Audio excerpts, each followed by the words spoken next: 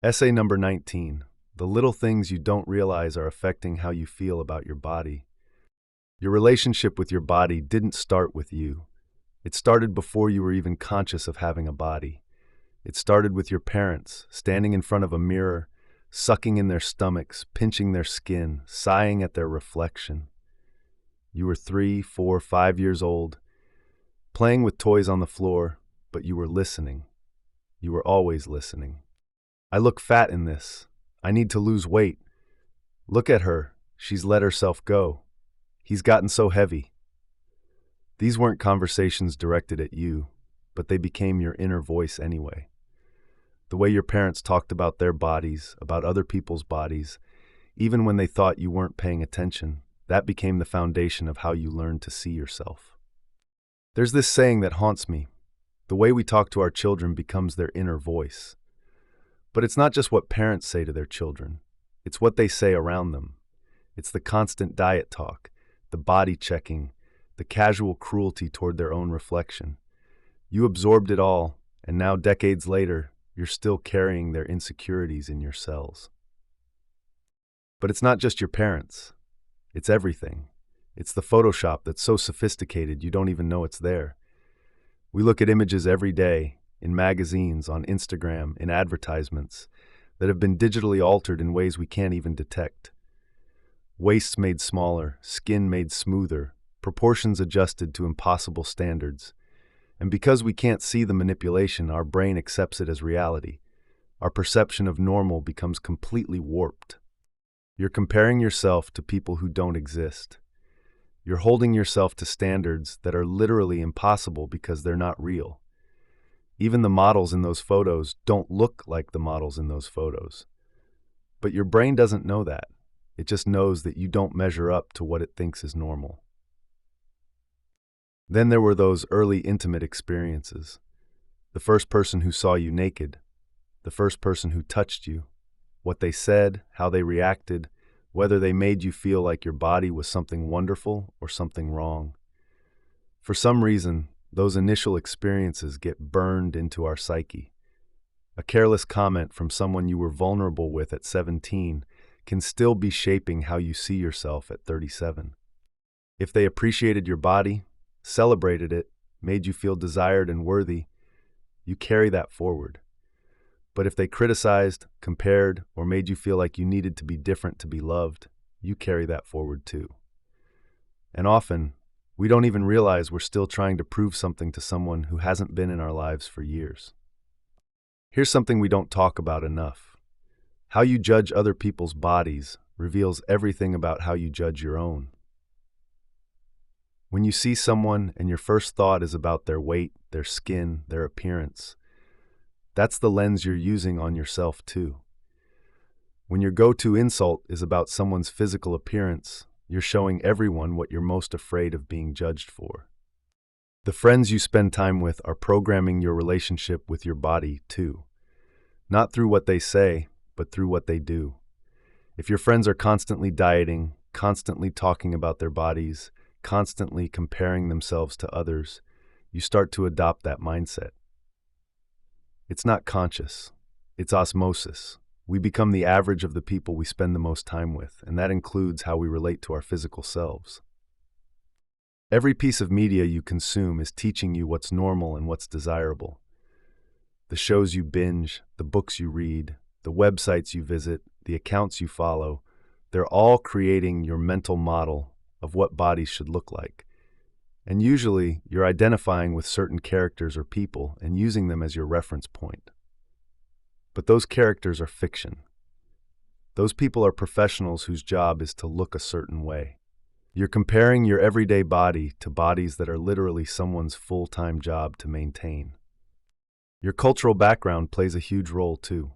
Food is how we connect, how we show love, how we celebrate, how we grieve. In some cultures, feeding someone is the highest expression of care. In others, restriction is seen as discipline and virtue. The messages you received about food and bodies from your extended family, your community, your cultural context, they're all still operating in your subconscious. You're too skinny, eat more. You're getting chubby, slow down. These comments from well-meaning relatives settle into your bones. They become the voice in your head every time you look at food, every time you look in the mirror. If you've never been in a relationship where you felt truly seen and loved for who you are, not what you look like, it's hard to believe that kind of love exists. You keep thinking you need to change your body to be worthy of love because you've never experienced love that wasn't conditional on your appearance. But once you experience that deeper connection, where someone loves your mind, your humor, your kindness, your spirit, suddenly your body becomes less of a prison and more of just the vehicle that carries around the person they actually love. We've turned fitness into a means to an end, that end being a different body. Instead of seeing it as a way to feel good, to be strong, to have energy, to manage stress, to live longer. When exercise is only about changing how you look, it becomes punishment. It becomes something you have to do because your body is wrong, instead of something you get to do because your body is capable of amazing things. The depth of your friendships affects your body image more than you realize. If all your relationships are transactional, if you don't have anyone in your life who values you for who you are rather than what you do for them or how you look next to them, you'll always be focused on maintaining external acceptability.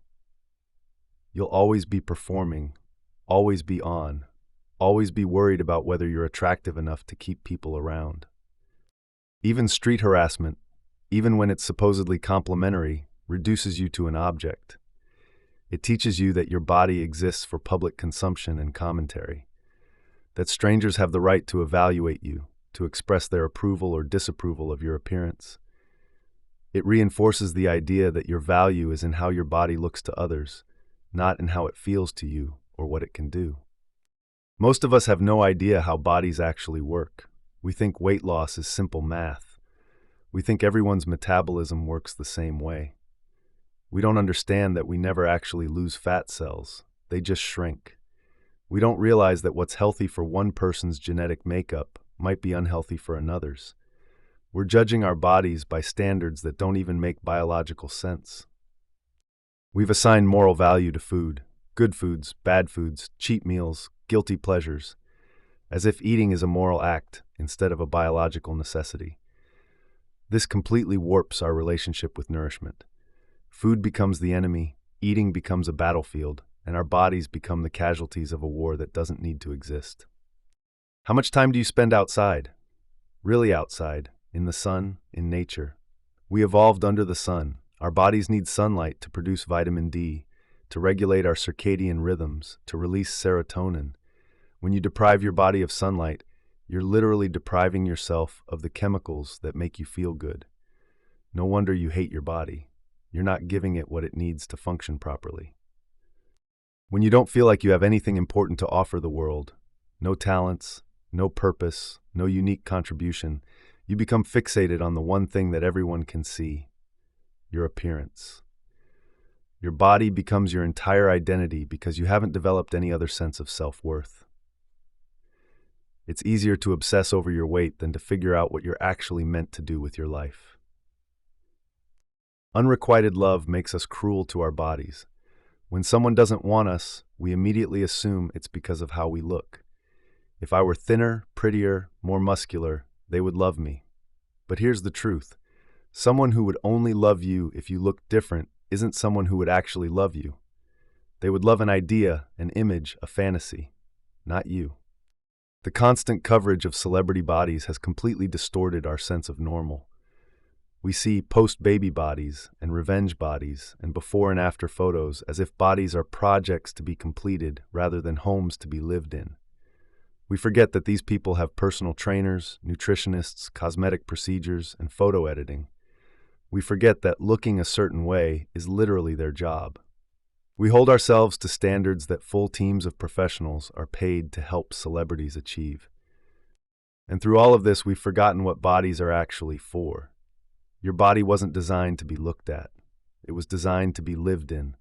It was designed to laugh until your stomach hurts, to dance badly at weddings, to hug the people you love, to run and jump and play, to experience pleasure, to create things, to explore the world.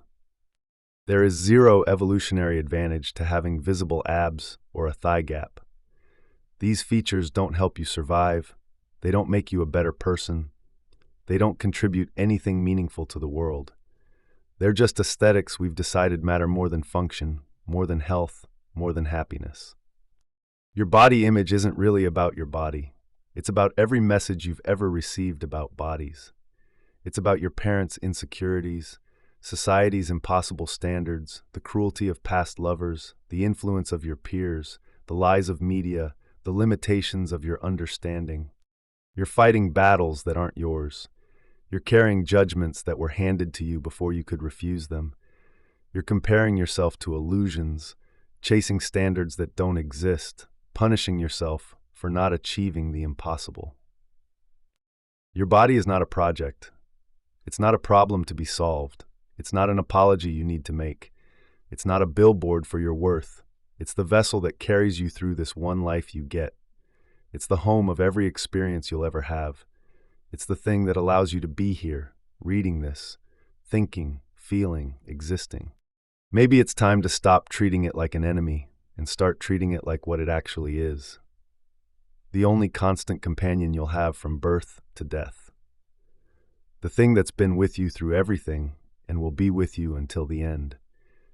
The miracle that keeps you alive without you even having to think about it. Your body deserves better than your criticism. It deserves better than your hatred.